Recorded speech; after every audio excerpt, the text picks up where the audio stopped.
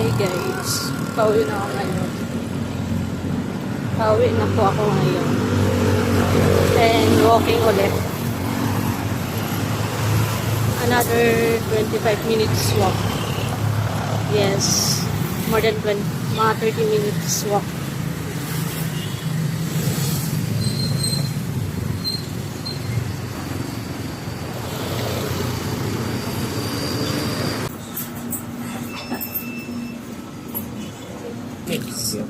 Bakit? Sige lang. Sabi lang naman. Tulad na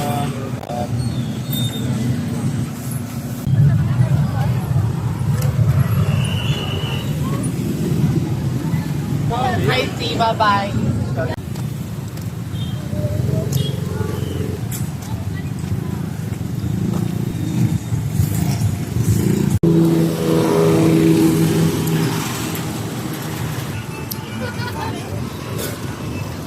Sarap na sarap kumain ng ice cream tapos ma-brain freeze.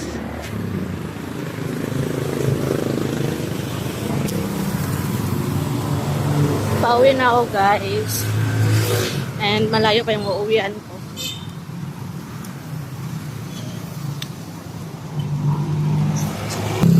Guys, malapit nang lumilim. And hindi ako pwedeng mabutan ng gabi kasi maraming aso.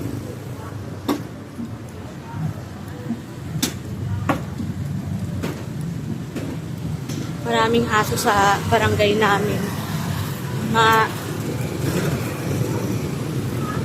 Parang na-trauma ako. Minsan ako lumalabas ng gabi. Kasi nga one time, hinabol ako ng aso, habang nagbabike. So, ayun. Ayan.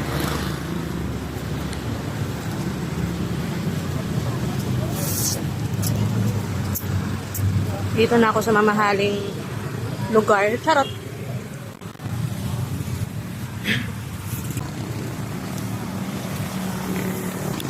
So, guys, dadaan tayo ulit sa mamahaling lugar. So, first time ko lang makapunta dito. Ooh.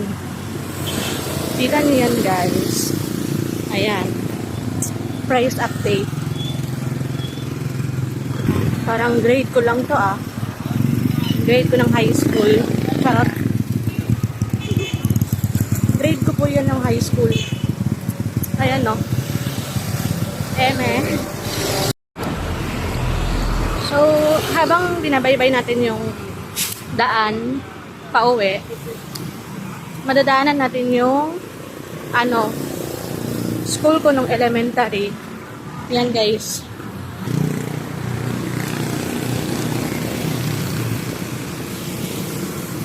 Ayan, yung school namin. Yan po yung school namin nung elementary, guys. Sobrang nakakamiss dito. Nakakamiss naman. Ayan. Tapos, kada uwian ng hapon, palagi akong naglalakad pa uwi. No service. Malayo pa yun. Tapos, dito naman guys yung shortcut dati. No elementary. Dito kami nag-shortcut. Diyan.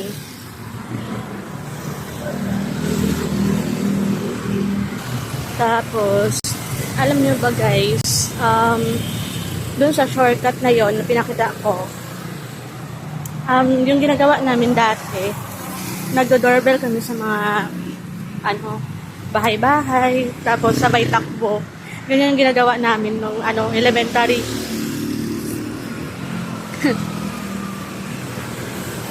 Na-experience yung ba yun, guys? Sabay pindot ng doorbell, tapos itakbo no?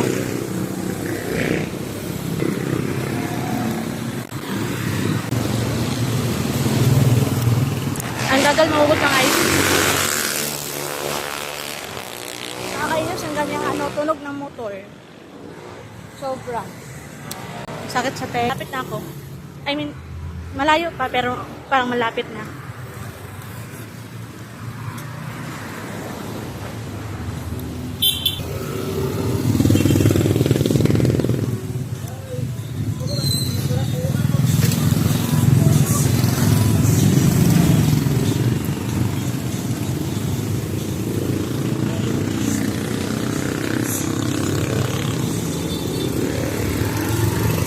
So, ayan guys. Malapit ng dumilim.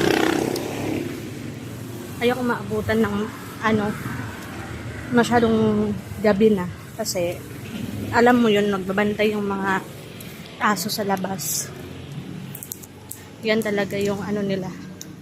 Nakatambay. Bye guys. Thank you Lord. Walang asong nakabantay.